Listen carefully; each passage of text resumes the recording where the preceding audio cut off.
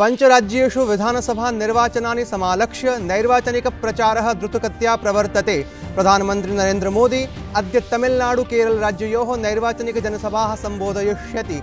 सहैव भाजपादलस्य वरिष्ठनेता अमित शाह अद्य पश्चिम बंगाले नैकाः नैर्वाचनिक जनसभाः संबोधयिष्यति। कांग्रेस नेत्री प्रियंका गांधी अद्य असमे नैर्वाचनिक प्रचारं विधास्यति। असम पश्चिम बंगालयोः विधानसभा निर्वाचनोपक्रमे द्वितीय चरणस्य मतदानं यः गुरुवासरे शान्तिपूर्णरीत्या अभवत्। पश्चिम बंगाले 80% मतदानम् अभूत् तथा च असमे 73% मतदानं। बंगाले 30 आसनेभ्यः असमे च 39 आसनेभ्यः मतदानं सम्पन्नम्। देशे अधुनावधि 17,150,00,000 जनेभ्यः कोविड-19 संक्रमण प्रतिरोधी सूच्यौषधानि प्रदत्तानि। केंद्रीय स्वास्थ्य मंत्रालयेन संसूचितं यत् विगतासु 24 होरासु 62,20,00,000 जनाः सूच्यौषधिं प्राप्तवन्तः। अत्रावधौ अशेषदेशे 30,000 नूतनानि कोविड संक्रमण प्रकरणानि सम्प्राप्तानि।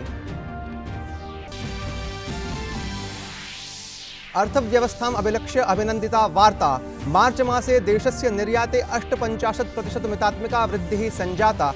34 बिलियन डॉलर मितात्मकं निर्यातं सम्पन्नम्। वस्तुसेवाकरस्य राजस्वरूपे 2,923,1 कोटि रूप्यकाणां संग्रहं कृत्वा एकं नूतनं कीर्तिमानं विनिर्मितम्।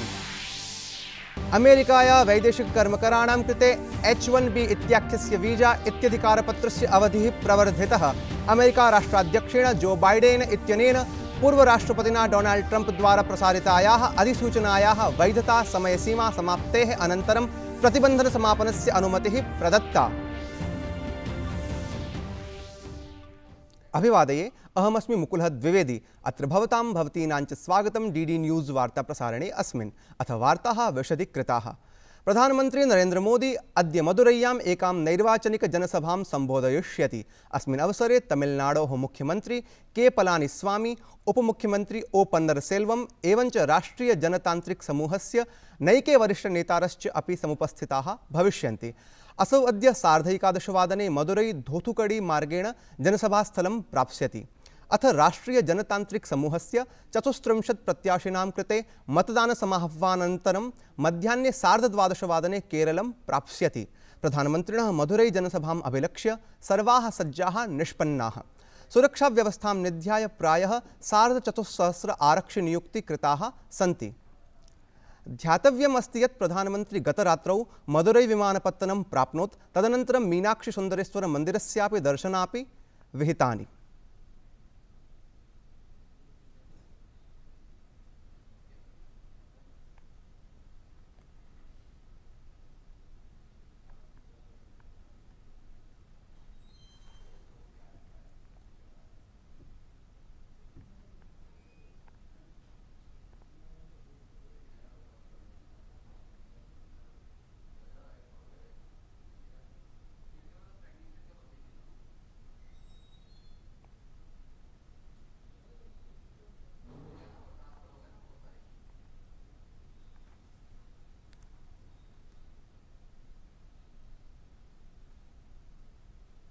भाजपा दलस्य वरिष्ठनेता अमित शाह अद्य पश्चिम बंगाले नैकाः नैर्वाचनिक जनसभाः संबोधयिष्यति। अमित शाहस्य अद्य पश्चिम बंगाले मार्गीय संचरणस्य कार्यक्रमोऽपि वर्तते।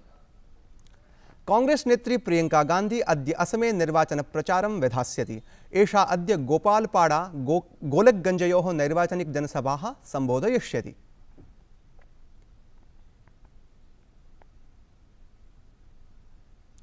असम पश्चिम बंगालयोः विधानसभा निर्वाचनोपक्रमे द्वितीय चरणस्य मतदानं यः गुरुवासरे शान्तिपूर्णरीत्या अभवत्। प्रातः कालादेव मतदानकेन्द्राणां बहिः सुदीर्घाः पङ्क्तयः आसन्। स्वतन्त्रतया निष्पक्ष मतदानाय च सर्वविधसन्नद्धता सुरक्षाप्रबन्धनादयश्च निर्वाचनायोगेन विहितासन्। मतदानप्रक्रियायां पारदर्शिता सुस्थापनायै वीवीपैट इत्याख्येन वैद्युत उपकरणेन चीटिकापि सन्दर्शमाना आसीत्। असमराज्ये 6:00-पर्यन्तं पश्चिमबङ्गाले च 6:30-पर्यन्तं मतदानम् अभवत्। असमराज्ये यः 45,300 प्रत्याशिनां भाग्यनिर्णयः नैर्वाचनिक उपकरणेषु सुरक्षितो जातः, येषु 26 महिला प्रत्याशिनः सन्ति। अस्मिन् चरणे जागीरोडतः पीयूष हजारिका, धोलाईसरतः परिमल शुक्लः, रंगियातः भावेश कलितादिभिः सह निवर्तमान विधानसभायाः उपसभापतिः अमीनुल हक लस्करश्च संघर्षरताः सन्ति। पश्चिम बंगाले च तृणमूल कांग्रेस दलाध्यक्षा ममता बनर्जी, शुभेन्दुः अधिकारी, मीनाक्षी मुखर्जी, सोहोय चक्रवर्ती प्रमुख नेतारः निर्वाचने संघर्षशीलाः आसन्। सर्वेपि प्रमुखदलानां नेतारः तीव्रगत्या निर्वाचनसम्बद्धासु सभासु सम्बोधयन्तः सन्ति। भाजपा दलनेत्रा नरेन्द्र मोदिना स्वीये सार्वजनिक सम्बोधने बंगालराज्ये भाजपा दलस्य विजयः सुनिश्चितः इति समुद्घोषितम्।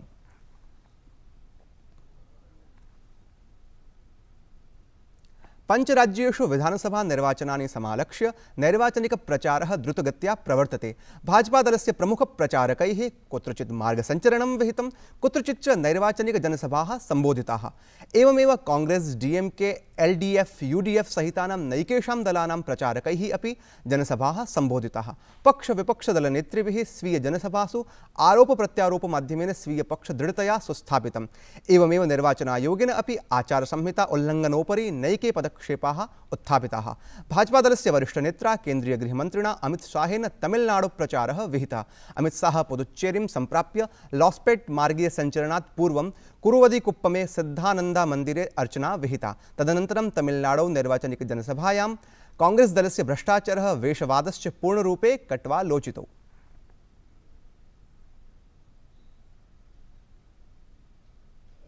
डीएमके और कांग्रेस पार्टी को अच्छे से जानते हैं। डीएमके और कांग्रेस का मतलब है भ्रष्टाचार, गुंडागर्दी, जमीन हड़पना और अपने बेटे बेटियों को आगे बढ़ाना, जनता की चिंता नहीं करना, यही डीएमके और कांग्रेस का रास्ता है। अमित शाहेन अग्रे भणितं यत् डीएमके दलस्य शासनेन महिलानां सम्मानं न भवति। तद्दलीय नेता पूर्व मुख्यमन्त्रिणा स्वर्गवासिनं मात्रं प्रति या टिप्पणी कृता तत् पूर्णरूपेण निन्दनीयमस्ति। डीएमके के नेता, ये राजा का बयान मैंने देखा, मुख्यमंत्री जी की माता के लिए, स्वर्गवासी माता के लिए जिस प्रकार का बयान दिया है, मुझे लगता है डीएमके को महिलाओं के सम्मान की कोई सूद नहीं है और इस प्रकार से ओछी और नीची राजनीति कर वो चुनाव जीतना चाहते हैं। पूरे तमिलनाडु की माताओं बहनों को अपील करने आया हूं, महिला विरोधी डीएमके को इस चुनाव में परास्त कर उनको सबक सिखाना चाहिए। प्रधानमन्त्रिणा नरेन्द्र मोदिना यह निर्वाचनीय राज्येषु नैर्वाचनिक जनसभाः सम्बोधिताः। प्रधानमन्त्रिणा असम राज्ये एका जनसभा सम्बोधिता, एवमेव पश्चिम बंगाले च 2 जनसभे सम्बोधिते। प्रधानमन्त्रिणा असम राज्ये कांग्रेस दलं कट्वालोचितम्। एवमेव बंगाले भाजपा दलस्य विजयोद्घोषणा सम्पूर्ण विश्वासेन विहिता। ममता बनर्जयाः पराजयमपि निश्चितत्वेन समुद्घोषितम्। कांग्रेस के लंबे शासन ने असम को बम, बंदूक और ब्लॉकेड में झोंक दिया था। एनडीए ने असम को शांति और सम्मान की सौगात दी है। प्रधानमन्त्रिणः ऐतिहासिक नूतनं विकास परिषदः उल्लेखं कुर्वता सम्बोधितं यत् अनेन विकासस्य नवीनः प्रारम्भो जातः।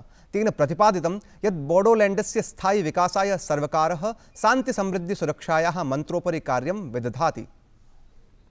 एनडीए की वर्तमान केंद्र सरकार है जिसने स्थायी शांति के लिए ऐतिहासिक बोडो अकॉर्ड पर मुहर लगाई है।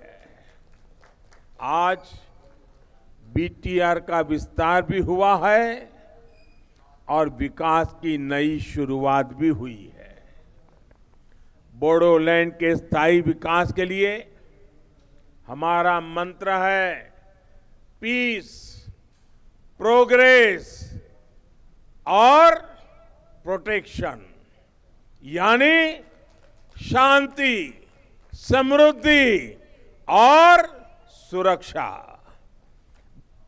देशे अधुनावधि 17,सहस्रोत्तर 150 षट्कोटिमितेभ्यः जनेभ्यः कोविड-19 संक्रमण प्रतिरोधि सूच्यौषधानि प्रदत्तानि। केंद्रीय स्वास्थ्य मंत्रालयेन संसूचितं यत् विगतासु 24 होरासु 62,000 20 जनाः सूच्यौषधिं प्राप्तवन्तः। अत्रावधौ अशेषदेशे 63,000 नूतनानि कोविड संक्रमण प्रकरणानि सम्प्राप्तानि। सम्प्रति संक्रमितानां संख्या आहत्य 22,00,000 कोटितः अपि अधिका जाता। गतदिने कोविड-19 संक्रमणात् 59,400 जनाः मृताः। अत्रांतरे विगत दिवसात् 45 वयोवर्गीयेभ्यः प्रारब्धे सूच्यौषधाभियाने जनैः समुत्साहेन भागः गृहीतः। प्रथमे दिने एतद्वर्गीयैः जनैः सूच्यौषधकेन्द्रं सम्प्राप्य सूच्यौषधानि सम्प्राप्तानि। राजधान्यां देहल्यामपि कोरोना प्रकरणेषु वृद्धिः सततं जायमाना वर्तते। विगते दिने 90,उत्तर-27 नूतनानि प्रकरणानि सम्प्राप्तानि। एवञ्च विगतासु 24 होरासु 9 जनानां मृत्युः अपि जाता। विदेश मंत्रिणा डॉक्टर एस जयशंकरेण गतदिवसे बिम्स्टेक इत्यस्य 17 मन्त्रिस्तरीयोपवेशने भागः गृहीतः। अस्मिन् अवसरे स्वीय संबोधने विदेश मंत्रिणा एस जयशंकरेण बिम्स्टेक देशानां पारस्परिक सहयोगः अभिनन्दितः। उक्तं च यत् सदस्य देशानां मध्ये राजनीतिकम् आर्थिक सहयोगश्च निरन्तरेण वरिवर्धते। Impart a fresh dynamism to BIMSTEC has rejuvenated the organization. I'm glad that the region is witnessing rapid economic growth with growing political and economic cooperation among the member states. It is a matter of satisfaction that BIMSTEC has achieved significant progress in many of the priority areas of cooperation. I'm happy to note that member states have agreed on rationalization of sectors and subsectors of cooperation. I'm also delighted to note that the text of the BIMSTEC Charter has been finalized. We hope that all member states will timely complete their internal procedures for its adoption at the 5th BIMSTEC Summit. मार्च मासे वस्तुसेवाकरस्य राजस्वरूपे 2,923,000 1,00,000,000 संग्रहं कृत्वा एकं नूतनं कीर्तिमानं विनिर्मितम्। वित्तमन्त्रालयेन संसूचितं यत् विगतवर्षे अस्मिन् एव मासे प्राप्तवस्तुसेवाकरस्य अपेक्षया अस्मिन् वर्षे प्राप्तराशिः 27% अधिका अस्ति। केन्द्रप्रशासनेन स्पष्टीकृतं यत् विगत षड्मासेषु वस्तुसेवाकरस्य राजस्वस्य अधिग्रहणं 1,00,000,000 अधिकम् अस्ति। अनेन स्पष्टीभवति यत् कोविड महामार्याः अनन्तरं देशः आर्थिकस्थितौ सुदृढां स्थितिं सम्प्राप्नोति। सुप्रसिद्धः चलचित्र अभिनेता रजनीकान्तः 19-2000 सुप्रतिष्ठितेन दादासाहब फाल्के पुरस्कारेण सम्मानयिष्यते। सूचना प्रसारण मंत्रिणा प्रकाश जावडेकरेण गतदिवसे एतद्विषयिकी घोषणा विहिता। अयं पुरस्कारः आगामी मासस्य 3 दिनाङ्के प्रदास्यते। ध्यानास्पदम् अस्ति यत् दादासाहेब फाल्के पुरस्कारः भारतीय चलचित्र जगतः सर्वाधिकः सुप्रतिष्ठितः पुरस्कारो वर्तते। प्रधानमंत्री नरेंद्र मोदी फाल्के पुरस्कार प्राप्त्यर्थम् अभिनेतारं रजनीकान्तम् उद्घोषणानन्तरं रजनीकान्तेन ट्विटर माध्यमेन स्वीय भावनाः प्रकटिताः। कथितञ्च यत् प्रतिष्ठित दादासाहेब फाल्के पुरस्कार प्रदानाय सर्वेषां हार्दिकं धन्यवादाभिनन्दनम्। देश के फिल्म दुनिया का और देश का एक प्रमुख अवार्ड दादा साहब फाल्के अवार्ड होता है। इस साल 51वां दादा साहब फाल्के अवार्ड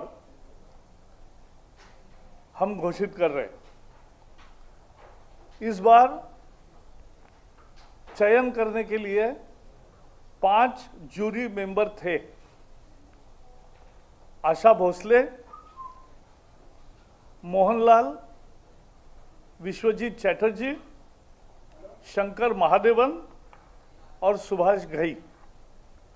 ये 5 जूरी की बैठक हुई और बैठक में उन्होंने सर्वसम्मति से अपने महान नायक रजनीकांत को दादा साहब फाल्के अवार्ड देने की सिफारिश की है और उसको हमने स्वीकारा है। अमेरिकया वैदेशिककर्मकराणां कृते H-1B इत्याख्यस्य वीजा इत्यधिकारपत्रस्य अवधिः प्रवर्धितः। अमेरिकाराष्ट्राध्यक्षेण जो बाइडेन इत्यनेन पूर्वराष्ट्रपतिना डोनाल्ड ट्रम्प द्वारा प्रसारितायाः अधिसूचनायाः वैधतासमयसीमा समाप्तेः अनन्तरं प्रतिबन्धनसमापनस्य अनुमतिः प्रदत्ता। अनेन पदक्षेपेण भारतीयसूचनाप्रौद्योगिक्याः कर्मकराः सहजाः जाताः। वार्ता संस्करणम् एतत् सम्पद्यते अधुना। अभिनववार्ताभिः सह पुनः उपस्थास्यामः। भूयात् तावत् शुभं मङ्गलम्।